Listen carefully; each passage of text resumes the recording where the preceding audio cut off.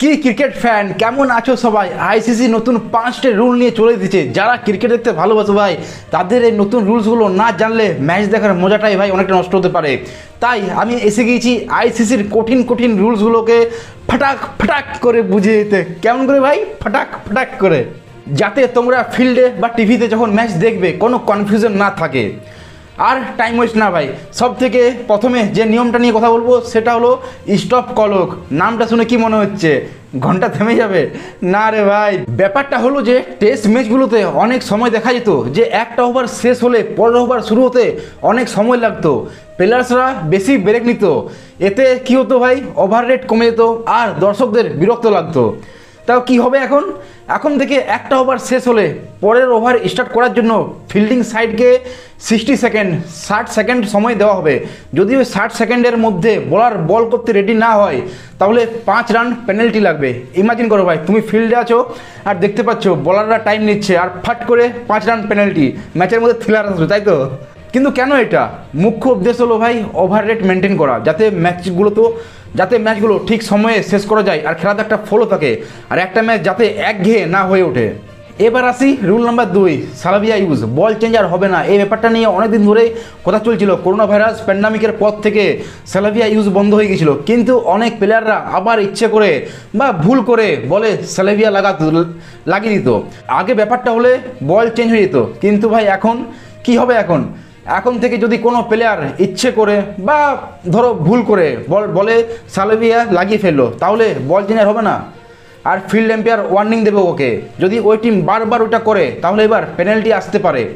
কেন এটা বলা হচ্ছে যে বলের কন্ডিশন আর্টিফিশিয়ালিভাবে চেঞ্জ করা ঠিক না, ক্রিকেটটা যেন ফেয়ার থাকে, তার জন্যই এই নতুন নিয়মটা। 3 নম্বরে ডিআরএস রিভিউ প্রোটোকলস। এটাও একটা পারফেক্ট ডিসিশন। ডিআরএস বা ডিসিশন রিভিউ সিস্টেম, অনেক সময় দেখা গিয়েছে যে ডিআরএস নেওয়ার পরেও ডিসিশন নিয়ে কিছু কনফিউশন থেকে যেত।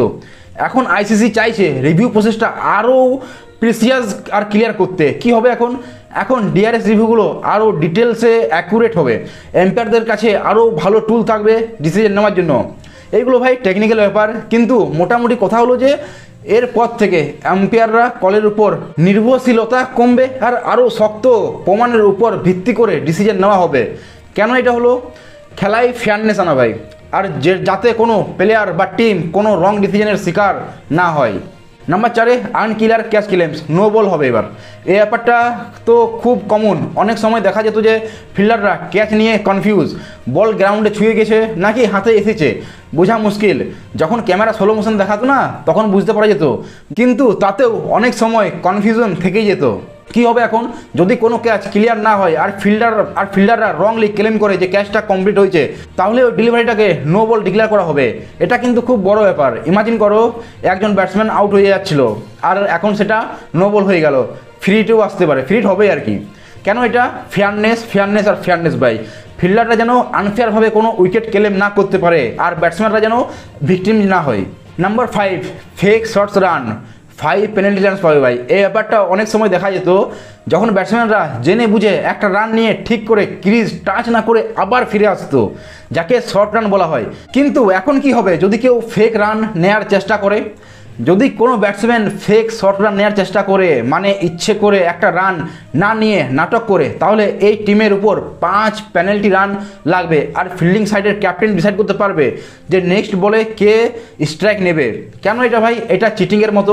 খেলার ইন্টিগ্রিটি মেনটেন করার জন্য এই নিয়মটা আনা হয়েছে। সো এই ছিল ভাই আইসিসির নতুন রুলস। এই রুলসগুলো কেমন লাগলো তোমাদের? কোন রুলস নিয়ে কোনো কনফিউশন আছে নাকি কোনো ব্যাপার নিয়ে জানার ইচ্ছে আছে? কমেন্ট করে বলতে পারো। আর এরকম ক্রিকেটের সব কিছু জানতে চ্যানেলটা সাবস্ক্রাইব করে দিও আর ভিডিও লাইক করে দাও আর তোমাদের ফ্রেন্ডদের সাথে শেয়ার করে দাও, ওরা যেন এই নতুন রুলসগুলো জেনে যায়।